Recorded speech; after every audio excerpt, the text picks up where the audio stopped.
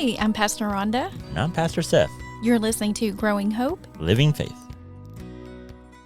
Well, welcome back to Growing Hope, Living Faith podcast. We are so glad that you are listening in, and know that it's been a while since we have recorded, Yes. but it is for good reason. There's just been a lot going on in life in general, and so I know you've been on the road. I think we've been on the road a little bit, and so it just kind of worked out to where we just took a little bit of a break. But one of the things that you've done is you went to our district assembly for the Church of the Nazarene down in Dublin, Georgia. And so tell us a little bit about that. How did that go?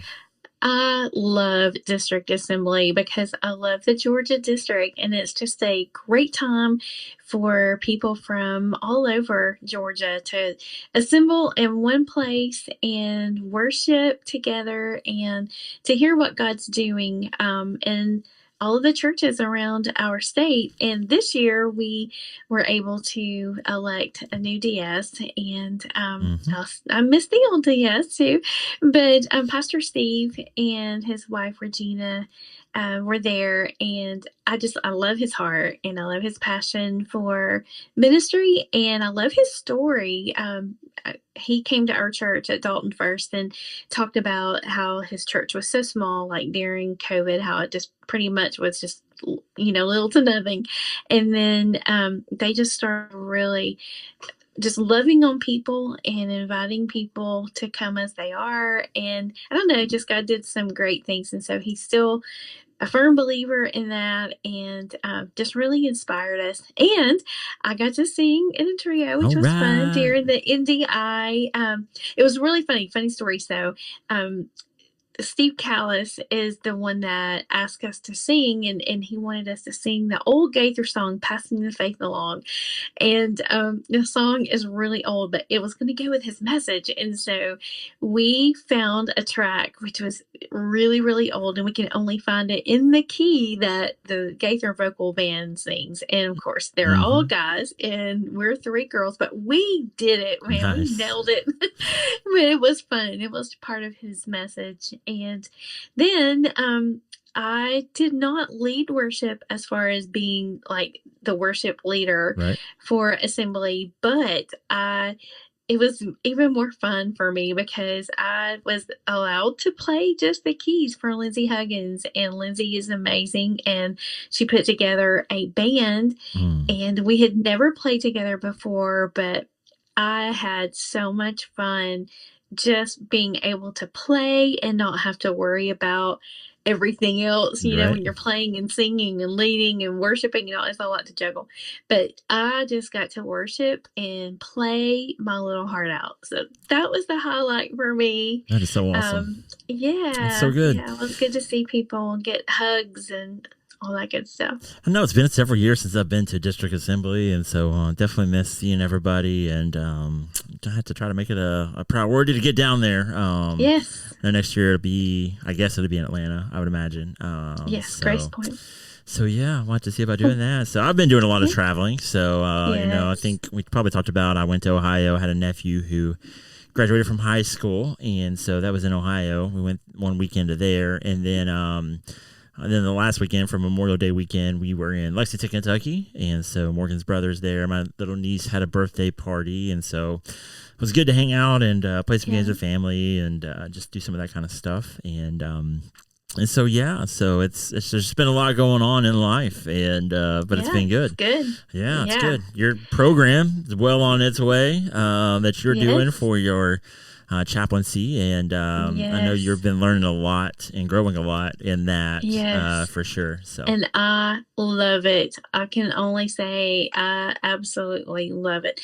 I was coming home last Saturday, and it was a very stressful Saturday as far as the sadness, the heavy situations we dealt with that came in the ER. Just real quick here, we had 3 patients to pass away in the ER, like pretty much back to back. So that was definitely heavy.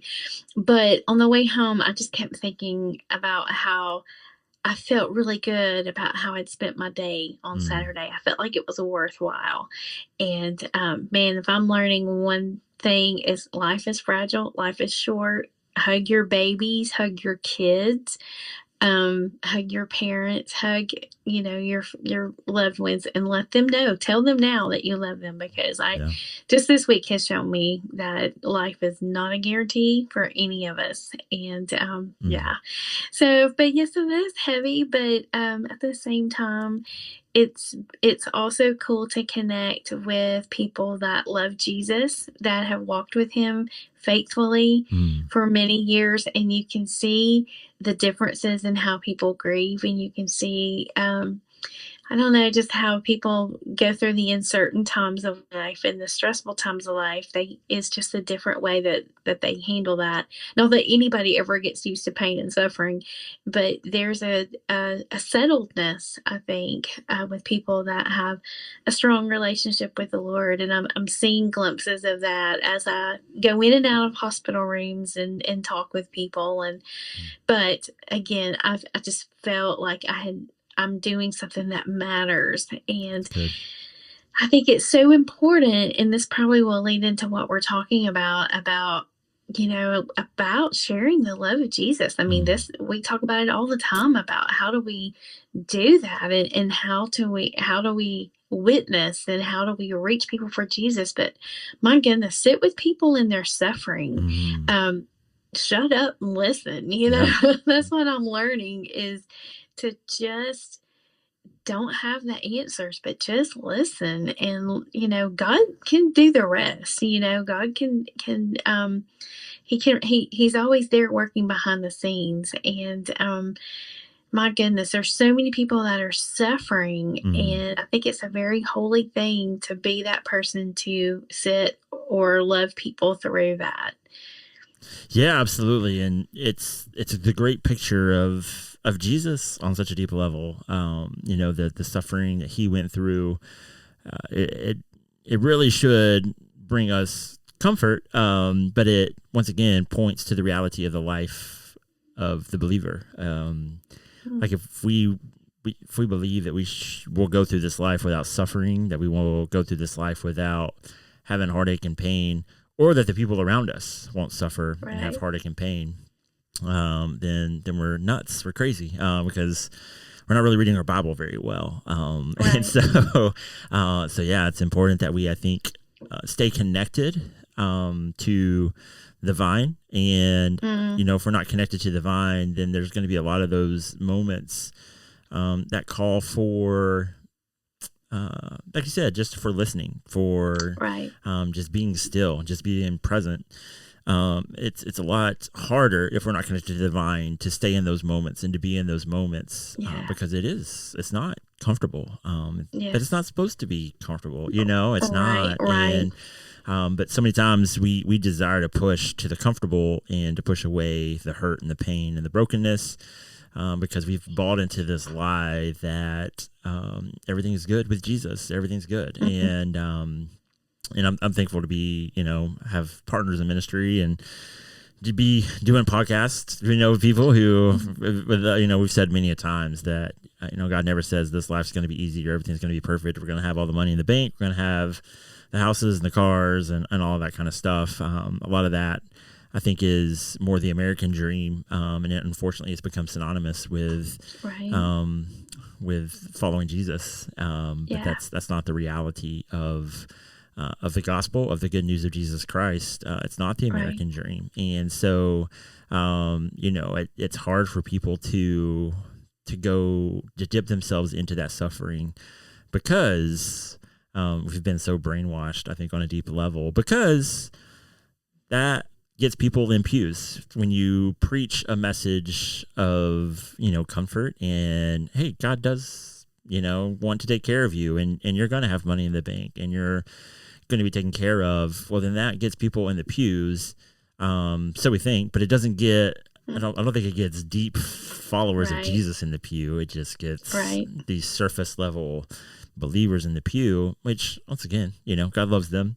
But I don't think it's the true reality of the gospel and the good news of Jesus Christ. And so, I think that's a huge reality of the church. And we've got a lot of work to do moving forward. Yeah.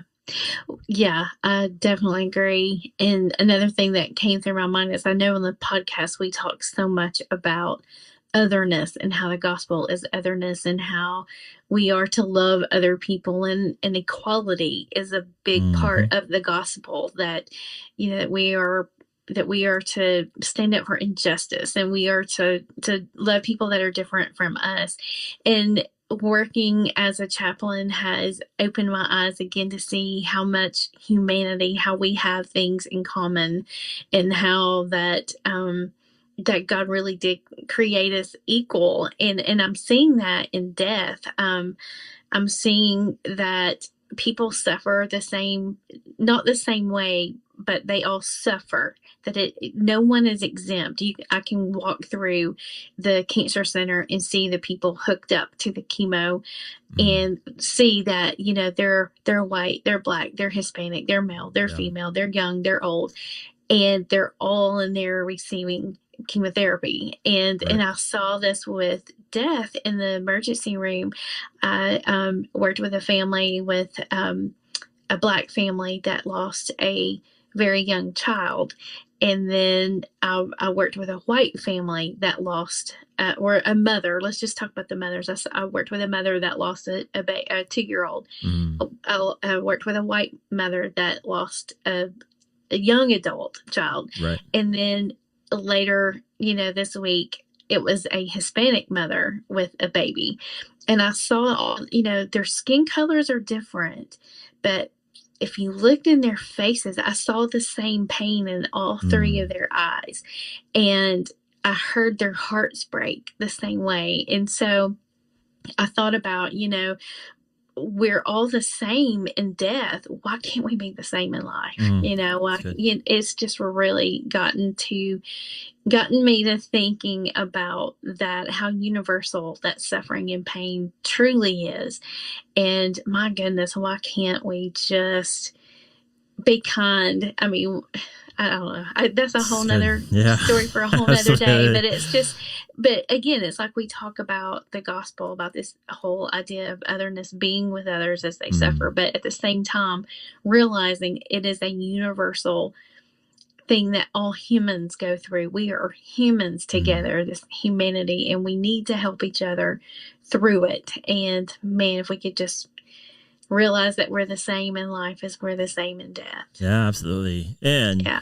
you know, um, Kirk Franklin. I don't know if you knew. You probably know Kirk Franklin a little Mm-hmm. bit. He had an album come out. It was his Rebirth album. It was really, really good because it does talk a lot about how so many times we divide over so many things. Whether it be skin color, whether it be doctrine or whatever. The ultimate thing that it comes down to, and maybe what we really should be focusing on, he has a song where he talks about that Jesus' blood was red and our blood is red. Yeah. And so that's the one thing that maybe we should focus on is the reality of the blood. Mm. And if we can focus on that and realize that, yeah, we may look different, but we all have got red blood in us. Yeah.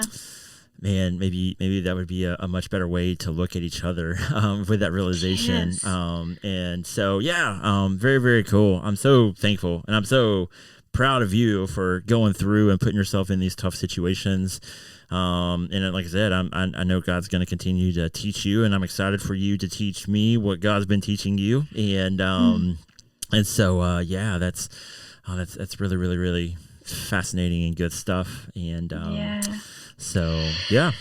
Well, talking about being different in skin color and Yes. different and all that, that's a little bit of our passage. It's going to be Pentecost Sunday this Yes. coming Sunday, and I can't help but think about the languages and the different people that were Mm. there in the streets, and they heard the gospel in their own language. And Yes. my goodness, the scriptures were so good. You preached last Sunday, and you I preached did. so passionately, and it was so good. It was so challenging and inspiring. Well, And praise the Lord. it's yeah, and so now we move into Pentecost Sunday. Then I'll be preaching next week at Rome, and Yes. again, it's continuing about the Spirit and about the Advocate being the Spirit of truth. And Wow, it's just a lot. So where do we start? We've been talking for a little Yeah, while, so we we don't have. have a whole lot of time left. I know. Yeah. But you preached so passionately last week, and you talked about how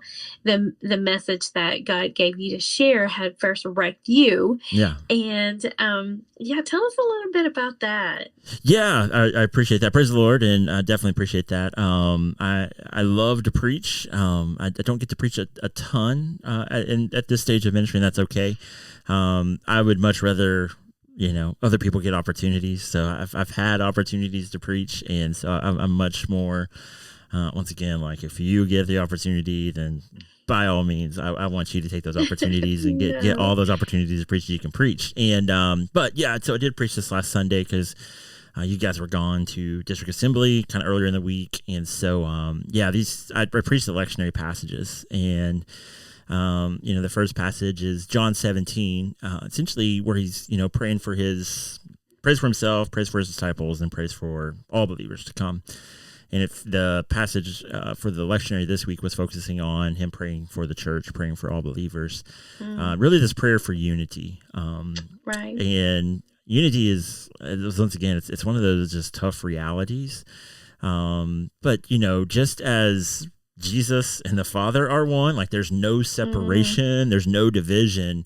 That's his desire for the church, is that we would be one. And it wrecks me because you look around and you look at the church, the state of the church, and I think you can say that we are anything but one, anything but one. And so we've divided ourselves so many times off of sometimes the most stupidest and dumb things. We've just divided, and we continue to divide, and once you divide once, then it becomes so much more easier to divide again. Unity and oneness is so much more harder, and it takes so much more work to be unified. And but the only way, and essentially this is what the John passage talks about, the only way to really be unified is it's going to be under the headship of Christ. That's the only way that it's going to be done. And I think so many times, I think we have good intentions and good purposes and good reasoning sometimes,